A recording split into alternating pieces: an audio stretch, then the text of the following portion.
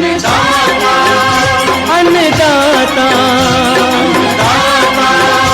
अन्नदाता, नीत तुम्हारा अन्नदाता, पग पग पर है संग तुम्हारे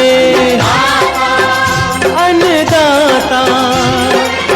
लहू किसानों का बन के पसीना सींचता है धरती का सीना, मेहनत का तेरी हक दिलवाने, नई तकनीक नई खोज बताने। पशुधन को गुणवान बनाना, पौध सुरक्षा को सिखलाना, खेती के सब गुर समझाने, भारत का सरताज बनाने, आठों पहर है संग तुम्हारे अन्नदाता, अन्नदाता। नमस्कार, मैं हूं आपके साथ शिप्रा झा। आप सभी दर्शकों का अन्नदाता के कार्यक्रम में स्वागत करती हूं। किसान का जीवन बहुत ही मुश्किल होता है। वो अपने खेतों में लंबे समय तक काम करता है, उसका ध्यान सदैव फसल में ही लगा रहता है। वे अपनी कड़ी मेहनत की ताकत पर अपना जीवन व्यतीत करते हैं और ऐसे ही किसानों की प्रगति के लिए हम खेती बाड़ी से जुड़ी हुई बहुत सी नई लाभकारी जानकारियां हर रोज सुबह लेकर आते हैं। तो चलिए कार्यक्रम शुरू करने से पहले देखते हैं क्या है आज के अन्नदाता में। अनार की बागवानी से किसान कमा सकते हैं अच्छी आमदनी। बांस की खेती करके कमा सकते हैं अच्छी आमदनी।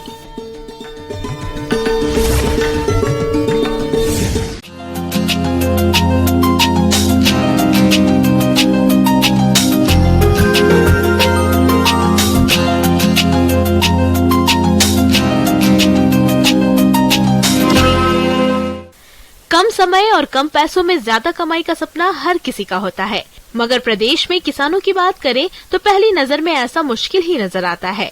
ऐसे में जरूरी ये है कि ऐसी फसल पर ध्यान दिया जाए जिसमें खर्च कम हो और लंबे समय तक के लिए कमाई होती रहे। अनार की बागवानी भी एक ऐसा ही काम है। अनार की खेती से लाखों तक की कमाई की जा सकती है और दिलचस्प बात यह है कि इसके लिए ज्यादा खर्च भी नहीं करना पड़ता है। तो अगर आप भी अनार की खेती करने की सोच रहे हैं तो किन किन बातों पर विशेष ध्यान दें, चलिए जानते हैं बिहार कृषि विश्वविद्यालय सबौर जिला भागलपुर के बागवानी विशेषज्ञ डॉक्टर संजय सहाय से।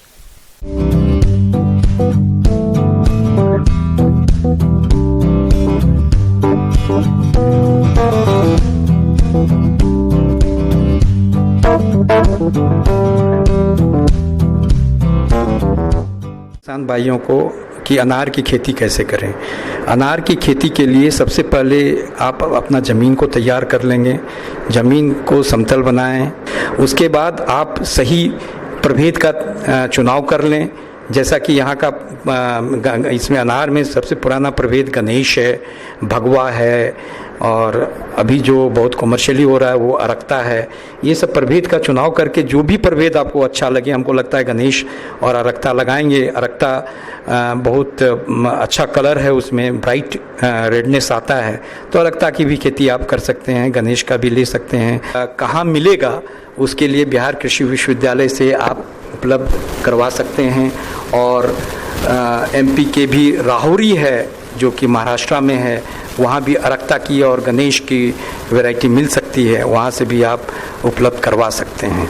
तो आपके भागलपुर एरिया में हमारा कृषि विश्वविद्यालय सबौर है, यहाँ से आप पौधे को ले सकते हैं।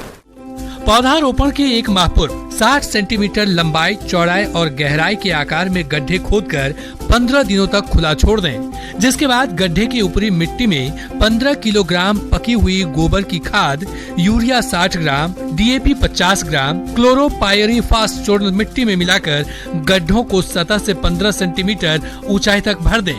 गड्ढे भरने के बाद सिंचाई करें ताकि मिट्टी अच्छी तरह से जम जाए।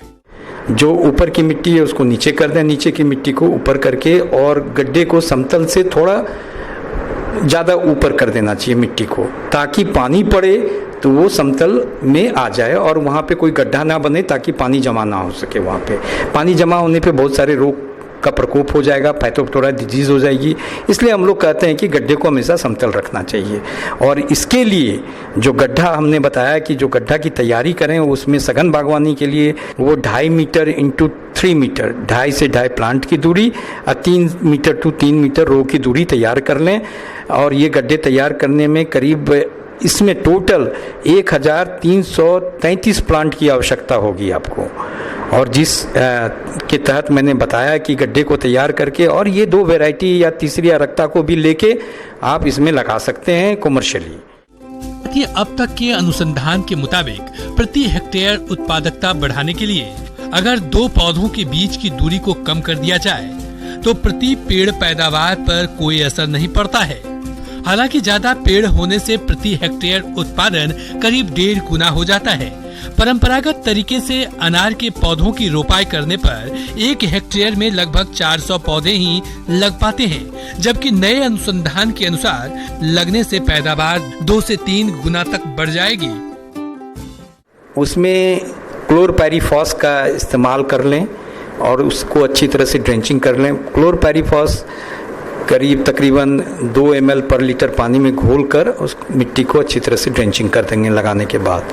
और इसके लिए हम 1 साल के बाद आप खाद का NPK 75 ग्राम N का, 50 ग्राम P के और 75 ग्राम K का उपयोग करेंगे और हर एक साल इसकी डोज दुगुना करते जाएंगे। 10 साल के बाद इसका डोज इस्टेब्लिश हो जाएगा।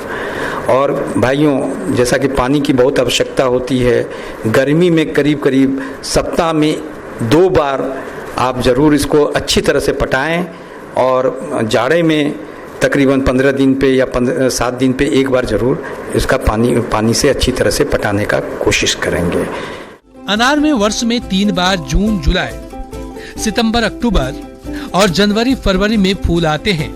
व्यावसायिक रूप से केवल 1 बार की फल ली जाती है और इसका निर्धारण पानी की उपलब्धता एवं बाजार की मांग के अनुसार किया जाता है। जिन क्षेत्रों में सिंचाई की सुविधा नहीं होती है वहां मृग बहार से फल लिए जाते हैं तथा जिन क्षेत्रों में सिंचाई की सुविधा होती है वहां फल अम्बे बहार से लिए जाते हैं। बहार नियंत्रण के लिए जिन बहार से फल लेने हो उसके फूल आने से 2 माह पूर्व सिंचाई बंद कर देनी चाहिए। और इसको लगाने के बाद इसमें 3 प्रकार से फूल आते हैं, एक अम्बे बहार, एक मृग बहार, दूसरा हस्त, तीसरा हस्त बहार। तो हम लोग बताते हैं कि सबसे अच्छा जो होता है वो विंटर का, चूँकि बरसात वाले में बहुत रोग का प्रकोप होता है, इसीलिए विंटर की खेती करना, विंटर का फल लेना आपके लिए मार्केट रेट और मुनाफा के हिसाब से बहुत अच्छा होगा। इसलिए आप लोग जब भी लें तो वो मृग बहार का फल लें।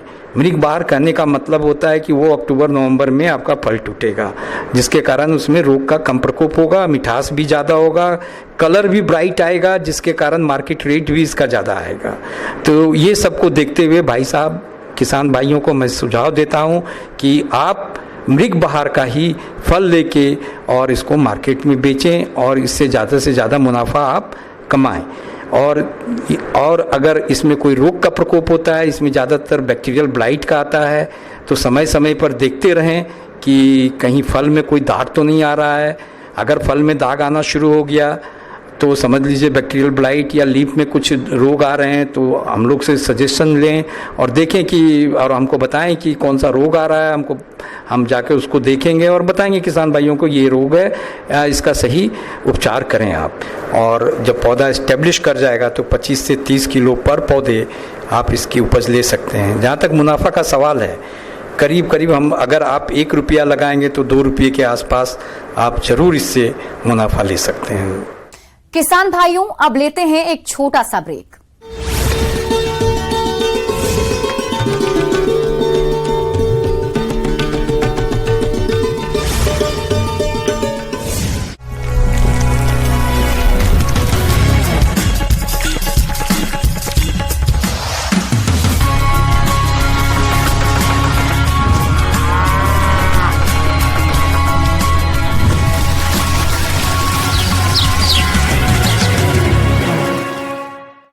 ब्रेक के बाद आप सभी दर्शकों का अन्नदाता में स्वागत। सालों से देश भर में बांस की खेती का ट्रेंड बढ़ा है। बांस की एक खासियत ये भी है कि ये किसी भी मौसम में खराब नहीं होता। साथ ही इसकी खेती किसी भी प्रकार की जमीन में आसानी से की जा सकती है। बांस की फसल को एक बार लगाकर कई साल तक इससे उपज ले सकते हैं। अगर आप भी बांस की खेती करने की सोच रहे हैं तो किन किन बातों पर खास ध्यान दें, आइए जानते हैं बिरसा कृषि विश्वविद्यालय जिला रांची के कृषि वैज्ञानिक डॉक्टर रास बिहारी साह से।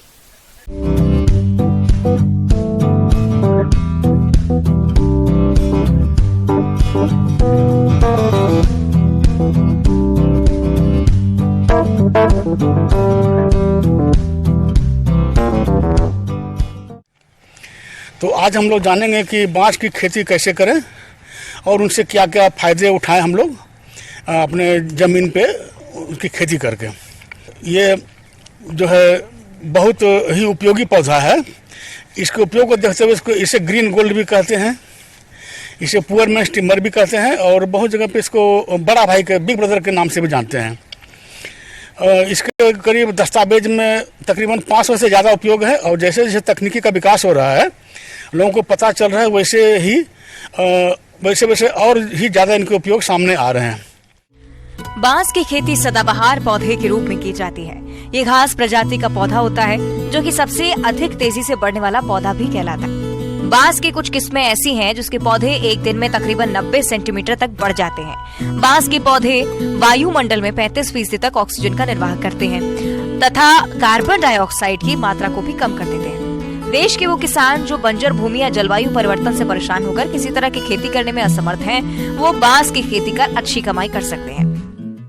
तो अभी पूरे विश्व में करीब मतलब 1250 प्रजातियां बांस की है, जबकि हमारे अपने भारत में 136 प्रजातियां हैं।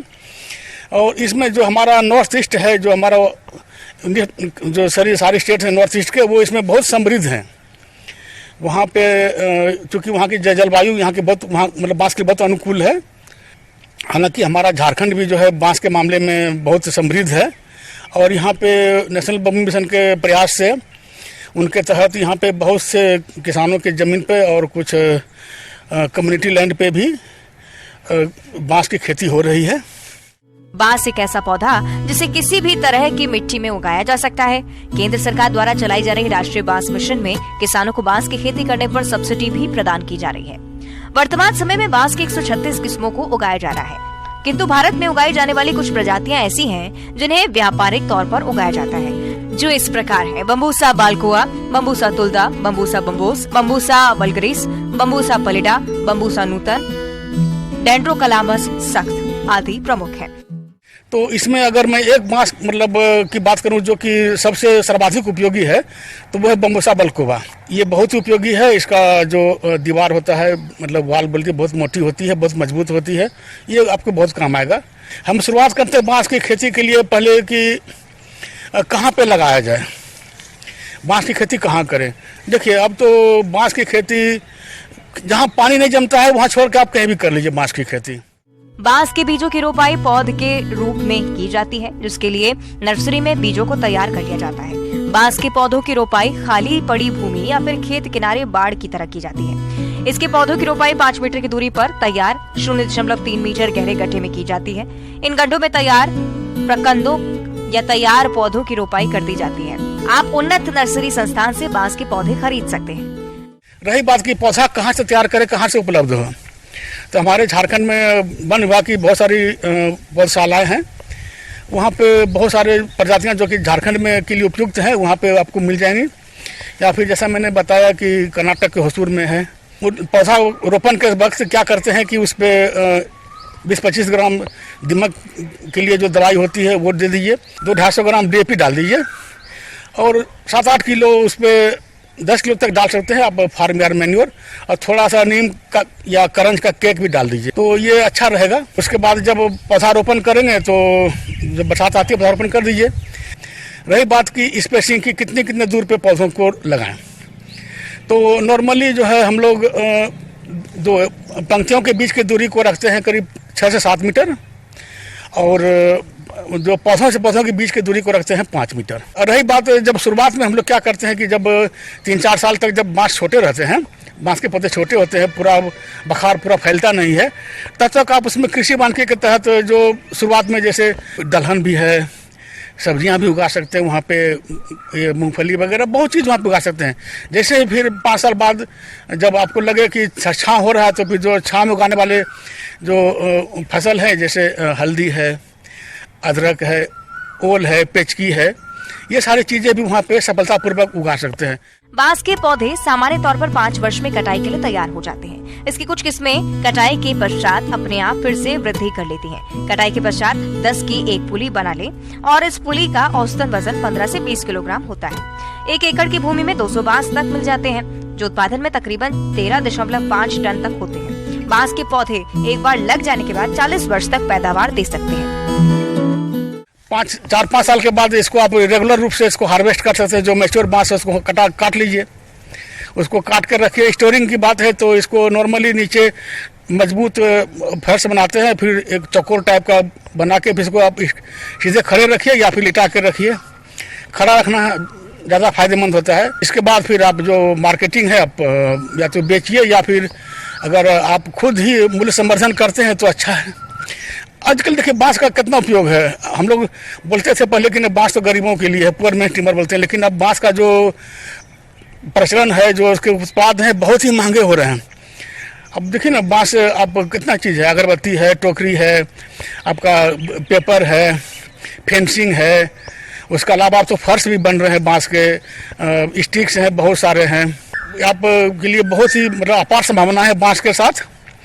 आप जुड़िए और कहीं कोई कमी हो तो आप हमारे बिरसा कृषि विद्यालय के वानिकी संकाय के लोगों के वैज्ञानिकों से संपर्क में रहिए। हम लोग सदैव तत्पर हैं आप लोगों की सेवा के लिए।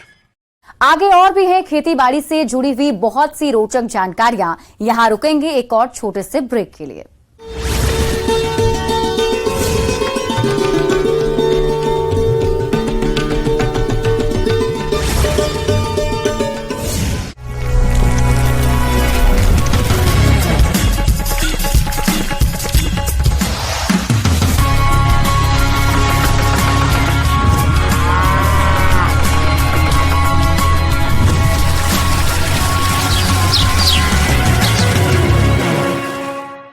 ब्रेक के बाद एक बार फिर से आप सभी दर्शकों का अन्नदाता के खास कार्यक्रम में स्वागत है।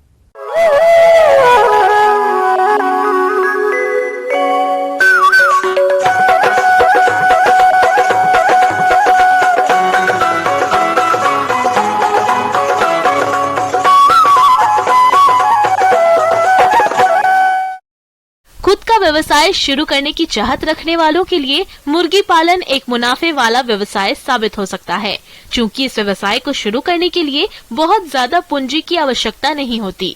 और खासकर देसी मुर्गियों की बात करें तो आजकल इनकी कई नई प्रजातियां विकसित हो चुकी हैं, जो कि दुकाजी नस्ल है। एक ऐसी ही मुर्गी की नस्ल है झारसीम। तो इसकी क्या विशेषता है और इसको पालने के फायदे क्या क्या हैं, जानते हैं इस खास रिपोर्ट के माध्यम से।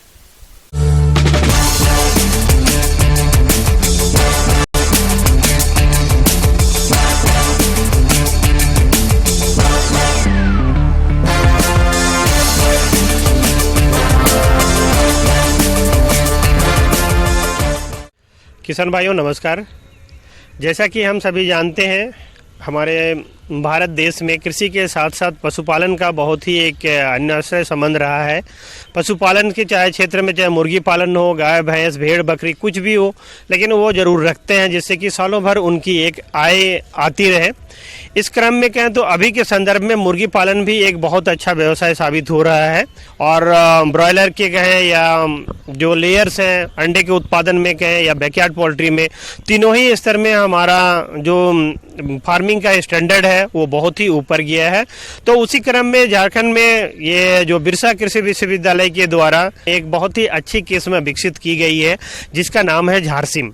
झारसीम ऐसे नाम से भी लगता है, ये दो यहाँ के लोकल नेम में दो का नाम जुड़ा हुआ है, वहाँ पर झार और सीम। एक्चुअली झार टर्म जो है वो झारखंड से है और सीम मतलब यहाँ के लोकल जो मुंडारी लैंग्वेज में सीम मतलब मुर्गी को कहा जाता है। इस कारण झारखंड के मुर्गी के नाम पे ऐसे कहें तो झारसीम नाम रखा गया है।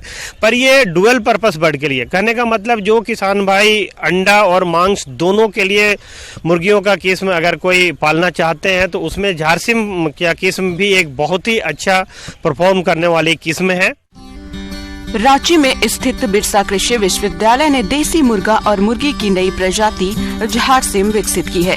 ये मुर्गियां सामान्य देसी मुर्गियों की तुलना में 4 गुना तेजी से विकसित होती हैं और देसी मुर्गियों की तुलना में एक साल में 2.5 गुना से अधिक अंडे देती हैं।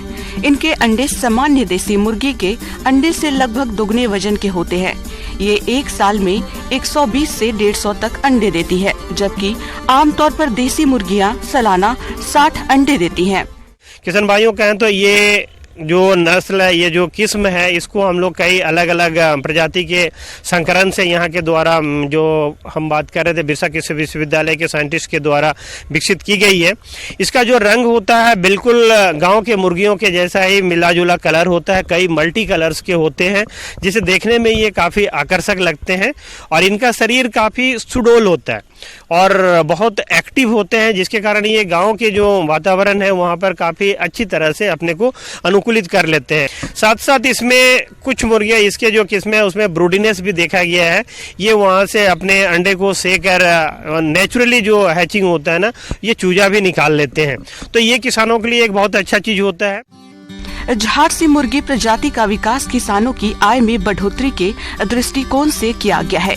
अंडा और मांस दोनों के उत्पादन में यह प्रजाति अब बेहतर परिणाम दे रही है। झारसिम मुर्गी ब्रॉयलर और सामान्य देसी मुर्गी की तुलना में ग्रामीण परिवेश में सहजता से ज्यादा दिन जीवित रह सकती है। अनुकूल वातावरण नहीं रहने पर भी इस प्रजाति के मुर्गा मुर्गी अच्छी तरह से अपना जीवन निर्वाह कर लेते हैं और इनके आहार के लिए भी अतिरिक्त दाना मिश्रण की व्यवस्था करने की जरूरत नहीं होती है। इनकी जो मांस वृद्धि दर भी देखें तो डुअल पर्पस में बाकी जो भारत के अन्य अन्य जगहों से विकसित की हुई प्रजातियां हैं उनसे ये कहीं पर भी कम नहीं होते हैं। ये 3 से 4 महीने में इनके जो शरीर वजन है ये 1200 से 1500 ग्राम तक अचीव कर लेते हैं और ये किसान भाइयों के लिए बहुत ही अच्छा होता है। इनके इस वजन को प्राप्त करने के लिए आपको कोई बहुत ज़्यादा अतिरिक्त दाना मिश्रण पर निर्भरता नहीं रहती है। इनका अंडे देने की जो क्षमता है ये शुरुआत होती है करीब 5 से 6 महीने के आसपास में ये अंडा देना शुरुआत कर देती हैं। इनके अंडे का रंग भी जैसे देसी बर्ड का रंग में जो ब्राउन कलर का सेल एग सेल जो ब्राउन कलर का होता है भूरा रंग का उसी तरह का होता है, जिसके कारण बाज़ारों में भी इसकी डिमांड बहुत अच्छी होती है। इनकी इस किस्म के मुर्गियों की अगर अंडा देने की क्षमता की बात करें तो इसमें भी ये काफ़ी अच्छा साबित हो रहे हैं। साथ साथ जो मेल होते हैं उनमें भी देखा गया है कि वजन वृद्धि भी अच्छा होता है। तो किसान भाइयों ये झारखंड में तो हम ग्रामीण जो सुदूर ग्रामीण क्षेत्रों में इसकी परफॉर्मेंस अच्छी देख ही रहे हैं। इसके आसपास के भी राज्यों में जैसे नॉर्थ ईस्ट में असम घाटी इन सबों में देखा है, छत्तीसगढ़ में बहुत सारे डेमोस्ट्रेशन बिहार में हुए हैं, उड़ीसा में भी इसके डेमोस्ट्रेशन हुए हैं और सब जगह से ये देखा गया है कि इनके जो ग्रामीण परिवेश में इनका परफॉर्मेंस बहुत ही अच्छा रहा है। प्रदेश के किसान कृषि विज्ञान केंद्र कृषि विश्वविद्यालय और कृषि विभाग से सामान्य प्रशिक्षण लेकर मुर्गी पालन व्यवसाय की शुरुआत कर सकते हैं। झारसिम मुर्गी के चूजों को आप बिरसा कृषि विश्वविद्यालय रांची या अपने नजदीकी कृषि विज्ञान केंद्र से प्राप्त कर सकते हैं। बस ध्यान देने की जरूरत है कि मुर्गी पालन में बाकी जो प्रबंधन पर हम ध्यान देते हैं उसी तरह से यहाँ पर भी आपको छोटे छोटे प्रबंधन पर ध्यान रखने की जरूरत पड़ेगी। विशेष करके हम आपको ध्यान दिलाना चाहेंगे इनके चूजे जब आप कहीं से भी परचेज करते हैं, ऐसे इनके चूजे आप बिरसा कृषि विश्वविद्यालय से बहुत आसानी से प्राप्त कर सकते हैं। आप जब चूजा ले जाते हैं तो ब्रूडिंग पर विशेष ध्यान रखें, इसके साथ पोषण पर विशेष ध्यान रखने की जरूरत तो नहीं है, फिर भी अतिरिक्त पोषण अगर आप देते हैं तो आपको बाकी जो देसी मुर्गियां हैं उनसे और भी बेहतर इसके परिणाम मिल सकते हैं। ये तीनों चीज को देखते हुए आप अपने आवास की व्यवस्था में जो परिवर्तन करना हो उसको आप अवश्य करेंगे तो आपको इसके क्षमता के अनुसार जो शरीर वृद्धि है वो मिलेगी और पक्षियों में जो रोग प्रतिरोधी क्षमता अधिक से अधिक है उसको अब लाभ भी आपको मिलेगा।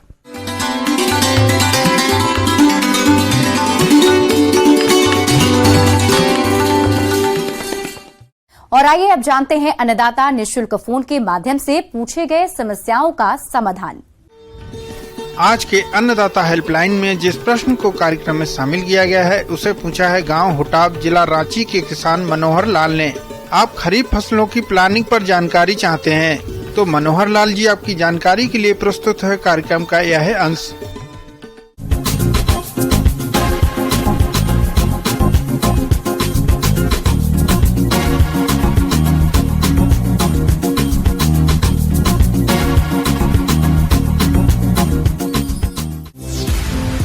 प्रदेश के अधिकतर जिलों में पिछले कई दिनों से बारिश का दौर चल रहा है और ऐसे में किसानों को खरीफ फसलों की बुवाई के लिए प्लानिंग कर लेनी चाहिए, क्योंकि खरीफ फसलों की प्लानिंग कर लेने से समय पर इनकी बुवाई कर सकते हैं।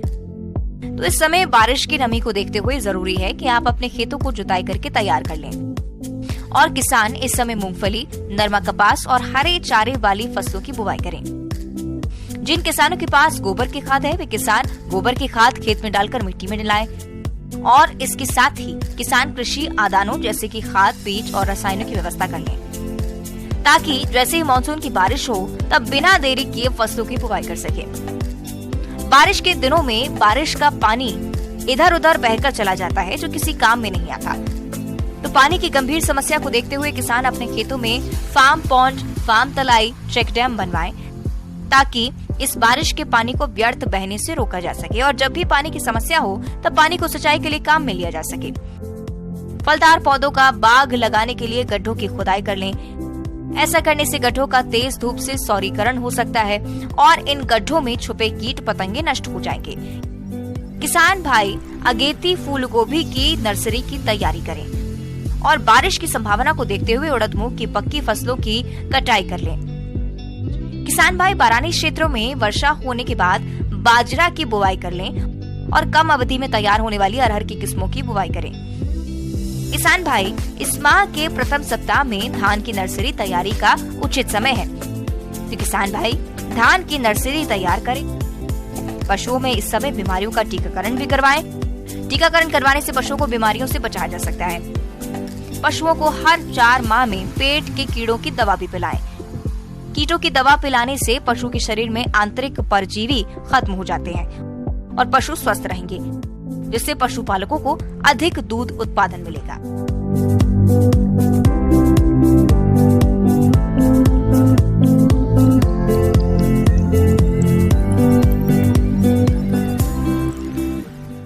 किसान भाइयों, कृषि संबंधित समस्या और सुझाव के लिए आप हमें इस पते पर संपर्क कर सकते हैं। प्रोड्यूसर अन्नदाता news 18 Bihar Jharkhand, Ramoji film city Hyderabad 501512। साथ ही आप हमें ईमेल भी कर सकते हैं। हमारा ईमेल है p18annadatabihar@nw18.com। इसके अतिरिक्त आप हमें निःशुल्क हेल्पलाइन नंबर 1800889216 पर सोमवार से शनिवार सुबह 10 बजे से शाम 4 बजे के बीच संपर्क कर सकते हैं। अब समय हो रहा है आपसे विदा लेने का। कल इसी वक्त फिर से होगी आपसे मुलाकात। नमस्कार।